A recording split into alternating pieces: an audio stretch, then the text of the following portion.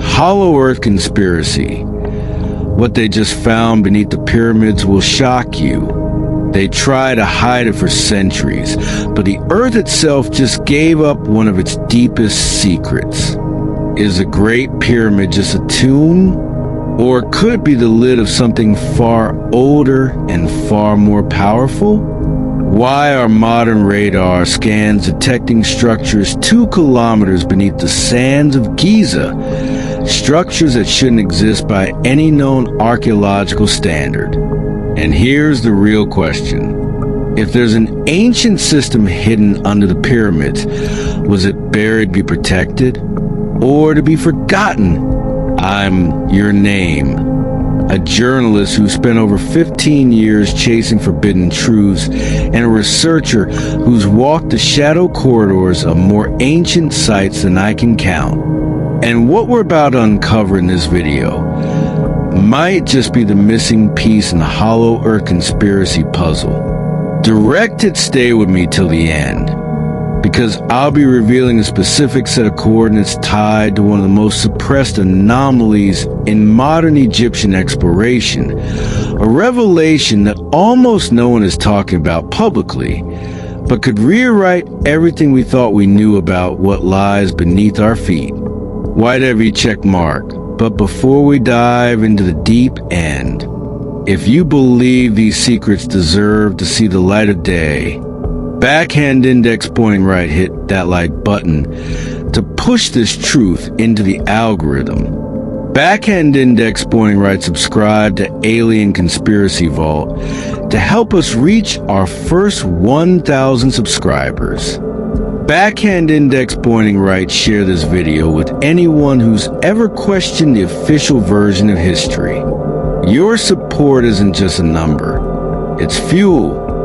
Fuel for more investigations, more field research, and more daring questions that mainstream archaeology won't touch. Now, let's go where they don't want us to look.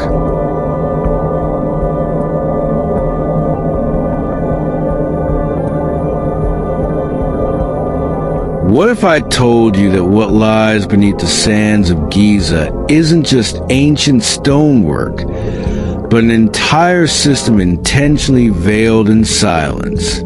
Not by time, not by decay, but by design. For over 2 decades, I've investigated forgotten sites, traced symbols across continents, and stood inside chambers where sound itself feels conscious. Yet nothing compares to what the latest scans under the Great Pyramid suggest. This isn't just another tomb theory. This is the unraveling of the oldest architectural cover-up in history. Chapter 1: The Void That Shouldn't Exist. Imagine peeling back the surface of the Giza Plateau like a layer of ancient skin. Beneath the familiar silhouette of the Great Pyramid, recent breakthroughs in non-invasive scanning, specifically muon tomography, have revealed something that shouldn't exist. Vast vertical anomalies, aligned with mechanical precision, plunging deep into the earth. Unlike the naturally formed caverns one might expect in limestone-rich terrain, these subterranean anomalies are different. Their geometry is regular, their spacing measured, their symmetry unsettling. I first heard whispers of such voids years ago, fragments of stories buried in obscure academic journals were spoken in cautious tones by field researchers off the record. But now, we're seeing what looks like an actual system, not a random scattering of gaps, but corridors, chambers, shafts. Some descend straight like wells. Others seem to branch or spiral, defying what we believe was possible with ancient tools. Estimates suggest some may reach depths of up to 2 kilometers, a number that, if verified, would rewrite what we think ancient civilizations were capable of. To be clear, not all of this data is officially confirmed through excavation yet, and perhaps that's the most intriguing part. What we are being shown through scans may be the tip of an iceberg that history has been ordered not to see. But what purpose would such structures serve? These aren't tomb chambers, at least not the kind we've seen before. There are no grave goods, no sarcophagi, no funerary art, just space, designed, shaped, and hidden. This begs a deeper question. Were the ancient Egyptians, or a civilization predating them, try and preserve something down there? Or worse, to keep something sealed away? In archaeology, absence can be more telling than presence, and the silence beneath the pyramid is beginning to roar. Chapter 2, Blueprints in Stone, Not for the Dead. Step inside the Great Pyramid and set aside everything you think you know about ancient tombs. Unlike the richly decorated burial chambers of the Valley of the Kings or the inscribed tombs at Saqqara, what greets you here is austerity, deliberate, profound, and architectural. The King's Chamber, arguably the most enigmatic room inside the pyramid, contains only a single granite coffer. No carvings, no idols, no prayers etched into the walls. Just pure form, geometry in its most sacred, stripped-down expression. Why would the builders go to such extraordinary lengths? Hauling 70-ton granite beams from Aswan, aligning blocks to within millimeters, only to leave the interior bare. As a filmmaker and field researcher, I've stood within burial complexes that honored even minor officials with layers of symbolic artwork. Here, silence reigns. It's the silence of function, not neglect. Blueprints, yes, but not for the dead. The internal corridors of the pyramid seem to follow mathematical laws that mirror sacred geometry principles found across multiple ancient cultures. The angles, the ratios, even the so-called air shafts, these are not random inclusions. They're part of an architectural language meant to resonate with something far more fundamental than royal lineage. Some propose that the Great Pyramid may have been designed as a harmonic structure, its shape, materials, and orientation meant to interact with natural frequencies, perhaps even the Schumann resonance of the Earth itself. The use of granite, especially from Aswan with high quartz content, suggests an understanding of piezoelectric properties, where pressure generates electric potential. In modern terms, the pyramid starts to resemble a resonant machine, not a crypt. The evidence isn't conclusive, but it aligns with patterns I've traced from the temples of Angkor to the ziggurats of Mesopotamia. Structures that seem to do more than shelter, they communicate.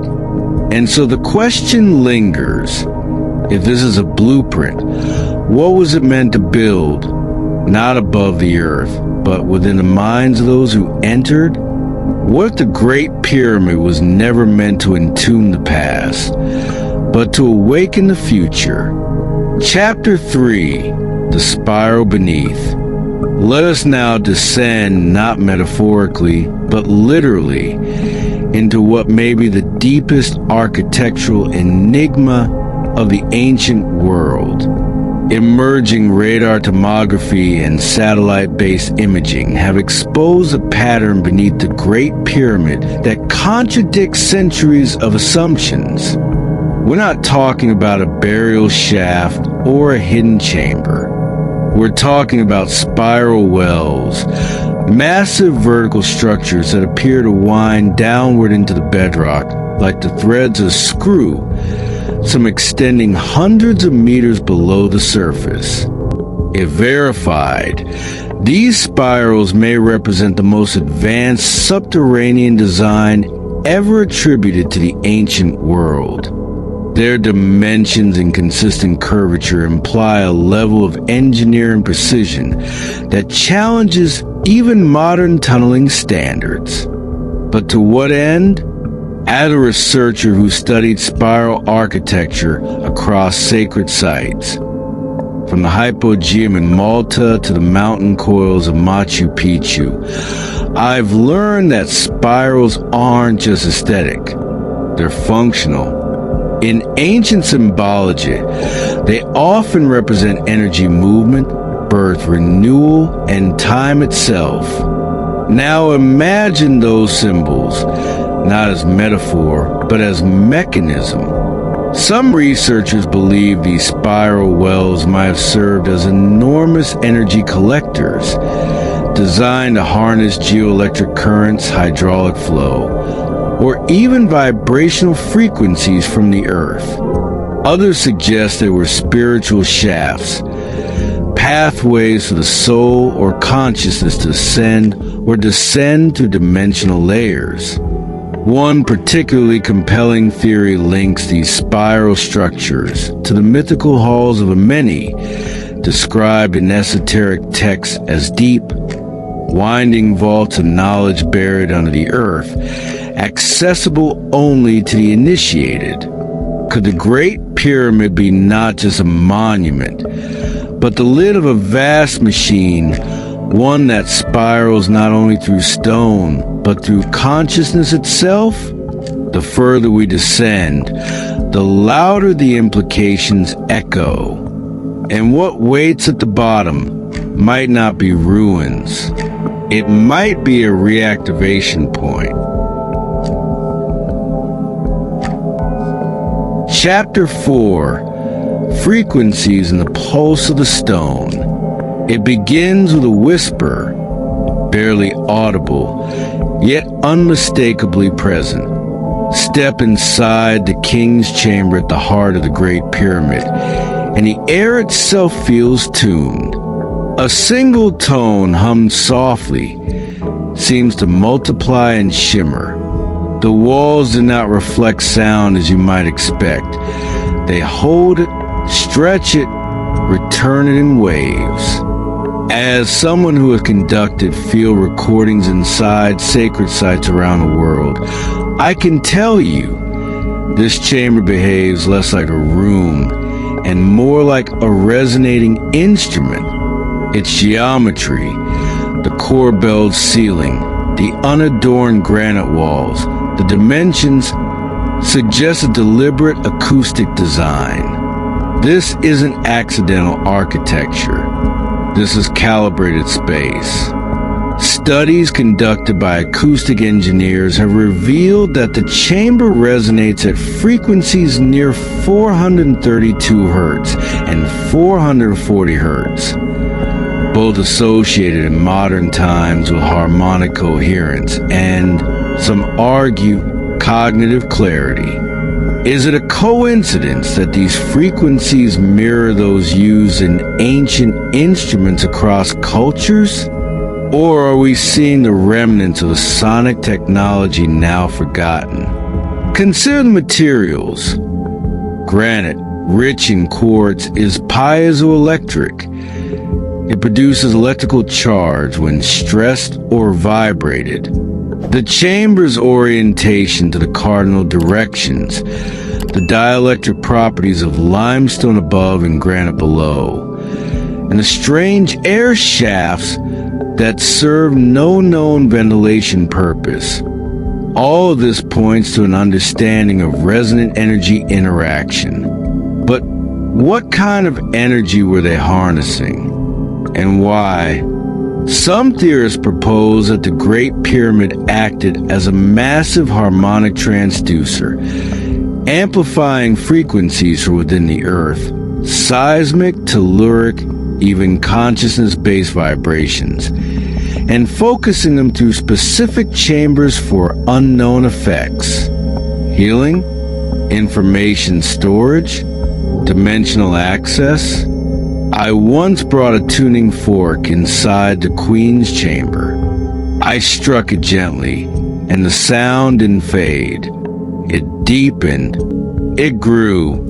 The walls responded like a body remembering an ancient language, one that we've forgotten how to hear. We've long assumed the pyramid was a structure built to last. But perhaps it was built to vibrate, to pulse, to hum, to sing with the planet. And maybe it still does.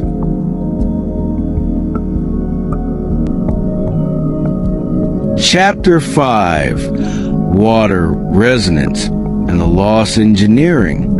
Long before concrete and steel, ancient engineers worked with forces we still barely understand. Forces embedded not in wires, but in the earth itself. The Giza Plateau is not just a bed of rock. It's a living geological body. Beneath its surface run veins of groundwater, forming what some geologists now suggest is a vast, ancient aquifer system. For years, these underground channels were dismissed as irrelevant to pyramid construction.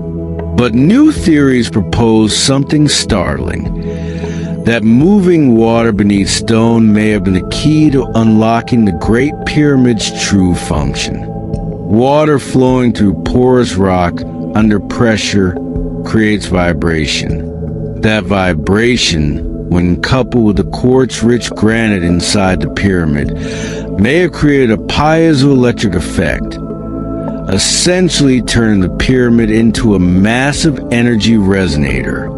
Not by accident, by design. This wasn't just architecture. It was geotechnical engineering of the highest order.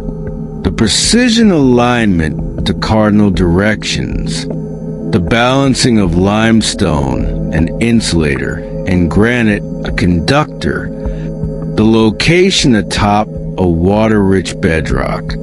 These are not coincidences. These are parameters. In my expeditions through ancient sites, from Nabta Playa to Tetuan, I've encountered the same pattern. Sacred structures built in relation to subsurface water flows.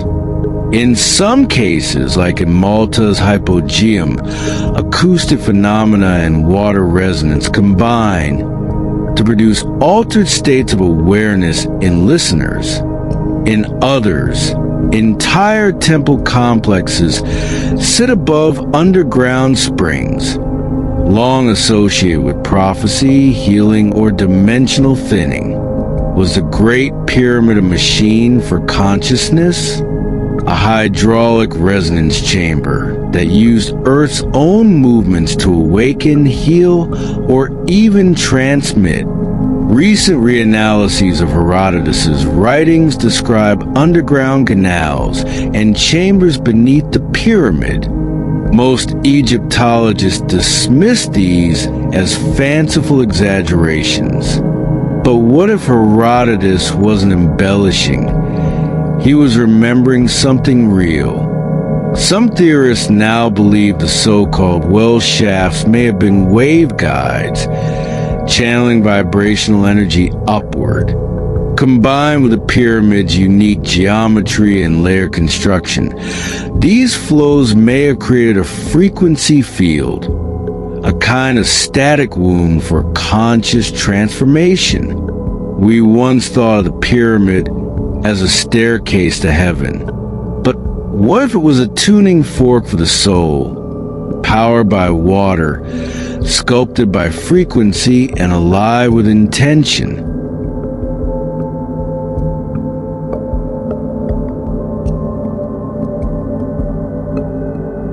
Chapter 6: From Atlantis to AI, reclaiming the forgotten blueprint. There's a reason the story of Atlantis never dies. It isn't just a myth, it's a memory, a collective echo embedded in the ruins and symbols we've yet to decode. Throughout my career, I've come across structures whose sophistication cannot be explained by the cultures officially credited with building them. In Giza, we see this not only in the stonework, but in the data, the geometry, acoustics, materials, alignments. It's as if the builders weren't just architects, they were archivists, embedding knowledge into form. This leads us to a provocative idea. What if the Great Pyramid isn't the pinnacle of civilization, but a relic from one far older? One that possessed an advanced understanding of energy, consciousness, and matter. A civilization we only remember through myth. Atlantis. Plato described Atlantis as a seafaring society that fell into ruin after misusing its power. But other sources, from Egyptian priesthoods to esoteric texts like the Emerald Tablets, describe Atlanteans as guardians of higher knowledge. Knowledge encoded in stone, in frequency, in geometry. Now consider this. If that civilization knew how to harness planetary resonance, if it understood crystal-based energy systems, or even rudimentary forms of what we might today call quantum computing, then the Great Pyramid might be not a tomb, but a vault, a quantum archive. Some modern researchers suggest the internal layout of the Great Pyramid mirrors neural architecture, a brain in stone. The king's chamber as a resonance chamber, the shafts as signal channels, the granite beams as frequency modulators, and perhaps the spiral shaft beneath as some kind of data cascade meant to store or retrieve vibratory memory. Sound far-fetched? Perhaps. But remember, what once sounded like fantasy to one generation often becomes science the next. Artificial intelligence today is trained through pattern vibration and symbol recognition. How different is that from a chamber designed to respond to sound and store harmonic patterns? If the Great Pyramid is an artifact of a lost high civilization, then it's not just a machine or monument. It's a message, one that speaks not in words, but in frequency, geometry, and stone. And we are only now becoming advanced enough, or perhaps conscious enough, to begin reading it.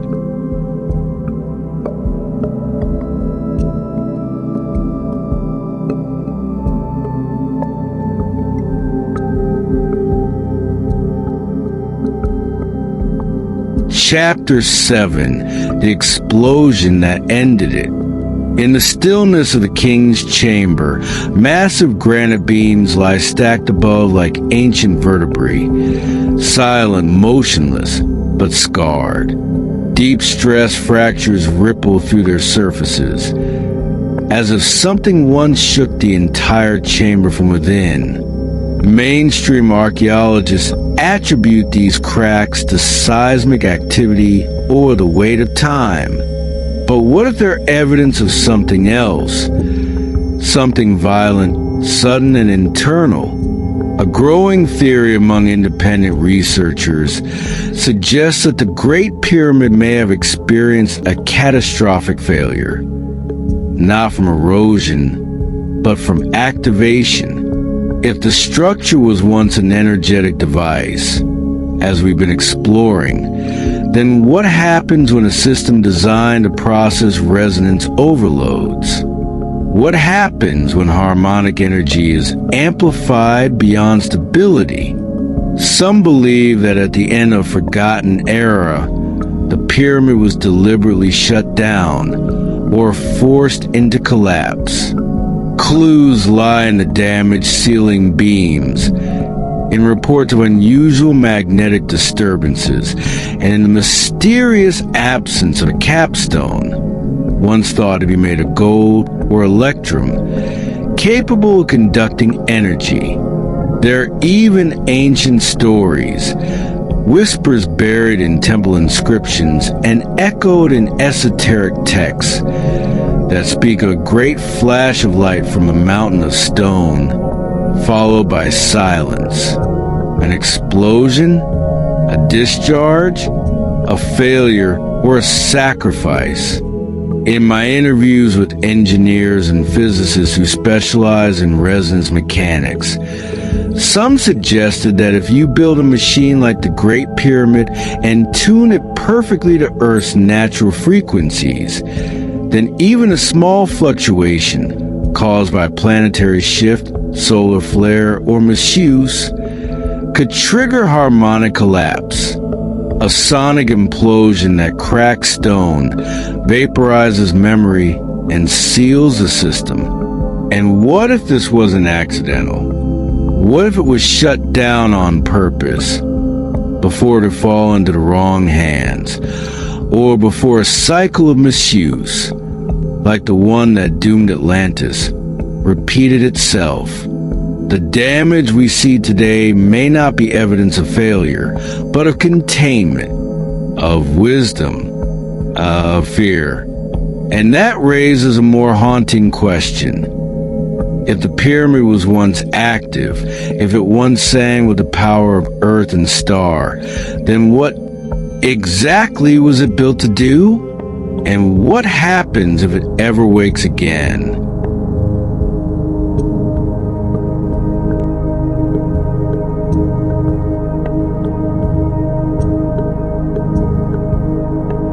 Chapter 8, The War of Memory. History is written by the victors, but memory is shaped by silence. For generations, the Great Pyramid has been explained through a lens of utility. A tomb, a monument, a marvel of primitive ingenuity. But what if that interpretation wasn't a mistake, but a strategic omission? A narrative engineered to erase a deeper truth? In my years speaking with local guides, off-the-record museum curators, and retired officials in Egypt's Antiquities Bureau, I kept hearing the same thing. There are places under Giza that are off-limits, not because they're unstable, but because they're unexplainable. Permit requests denied. Data sets redacted. Radar scans retracted. And most notably, certain anomalies discovered, then quietly buried again. We aren't just battling scientific inertia. We're confronting a war on memory, a suppression not of artifacts, but of implications. Because if the pyramid wasn't a tomb, then what was it? And if it wasn't built by the civilization we think it was, then who or what was behind it? The 20th century birthed Egyptology as a formal discipline, but it also birthed institutional gatekeeping, enforced by colonial legacy and modern geopolitics. The Great Pyramid became a symbol of national pride, and thus too politically sacred to reinterpret. And yet, under the surface, the questions never stop pulsing. Why are there no hieroglyphs inside the pyramid? Why do the internal angles reflect values of advanced geometry? Why does every layer of its construction resist explanation by ancient tools? I believe we are facing an epistemic trauma, a cultural reluctance to admit that our origin story may be far more complex, far older, and far less human-centric than we've allowed ourselves to imagine.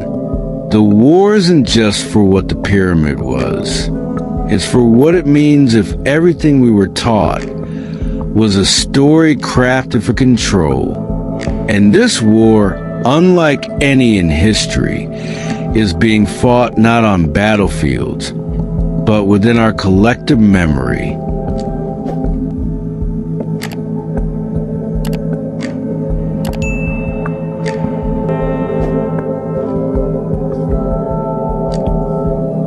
Chapter 9, The Code That Survived.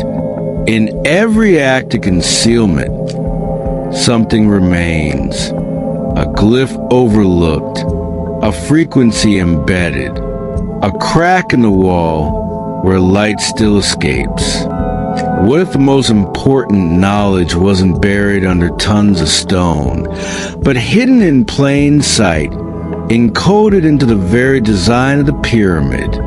Mathematicians and symbolists have long pointed out strange consistencies in the proportions of the Great Pyramid.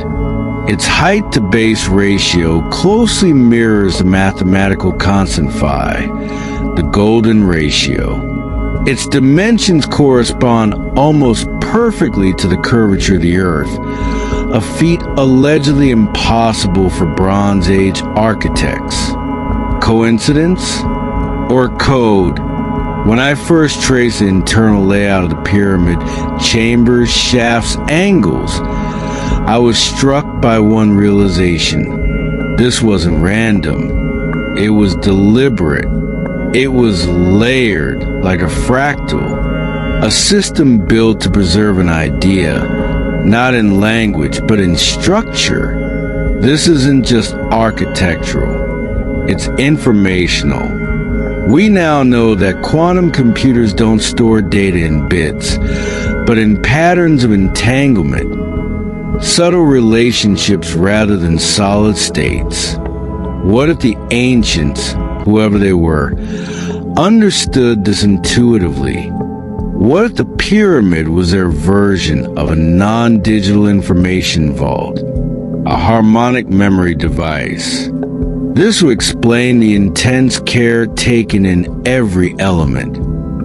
Material composition, geometry, celestial alignment. The pyramid becomes not a burial chamber, but an intentional frequency map designed to interact with the Earth, the stars, and possibly with us. Perhaps the Great Pyramid wasn't meant to be opened. Perhaps it was meant to be decoded. And the key isn't in discovering a single artifact, but in learning to listen once again to the language of resonance. Because in that code, buried not beneath the pyramid, but within it, may lie the blueprint of an entire forgotten epic. And maybe, just maybe, the future we seek was written in stone all along.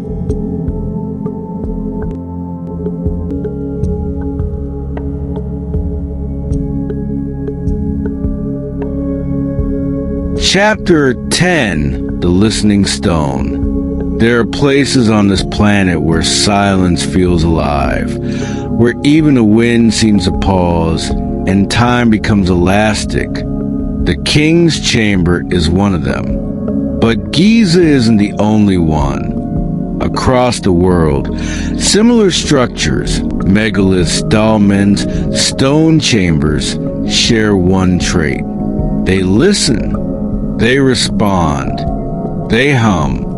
I've run sound tests in ancient stone sites from the Orkney Islands to India's Ellora Caves. And the pattern is striking. Certain frequencies trigger acoustic anomalies, resonance effects, vibrational standing waves. These places weren't designed just to endure time. They were built to communicate with it. And the Great Pyramid is the crown jewel of this global system. Some researchers now theorize that Earth itself may act like a resonant body, and that ancient structures were tuned to its vibratory fingerprint. that these sites formed a planetary acoustic grid, capable of channeling not just sound, but information. Were the ancients mapping energy lines? Or were they creating an earth-spanning communication network that operated without wires, just frequency, geometry, and stone? It would explain why so many megalithic sites are aligned with celestial bodies, why their dimensions echo sacred ratios. The builders weren't just astronomers. They were engineers of consciousness. And the Great Pyramid, with its unmatched precision, may have been the central node, a listening device not only to the stars above, but to the earth itself below. Some indigenous traditions speak of stone as alive, not metaphorically, but vibrationally. That memory lives in minerals. That intention can be encoded in geometry. That stone can hear. If that's true, then what happens when we stop trying to dig up the past and start listening to it instead? The Great Pyramid might not need to be unlocked. It might just be waiting for the right frequency. And perhaps the next great discovery won't come from excavation, but from attunement. So now, you've seen the scans, you've followed the tunnels, you've heard the resonance, and maybe, just maybe, you've begun to feel what I felt standing beneath those ancient stones, that the Great Pyramid isn't just a structure, it's a statement, a code, a warning, or an invitation. Because if what lies beneath it was never meant to be found, then why is it calling to us now? Compass the truth may not be lost. It may simply be waiting for those ready to ask the right questions, and to hear the answers carved not in ink, but in frequency, vibration, and stone. White heavy check mark if this video sparked something in you. Backhand index pointing right, hit the like button to tell the algorithm this truth matters. Backhand index pointing right, subscribe to Alien Conspiracy Vault if you believe we've only scratched the surface. Backhand index pointing right and share this with fellow seekers, because these are the stories they hope you never hear. We're pushing toward our first 1,000 subscribers, and every voice, especially yours, helps this investigation grow louder. Studio microphone, I'm your name. This is Alien Conspiracy Vault, and we're just getting started. Until next time, keep asking, keep listening, and whatever you do, don't look away.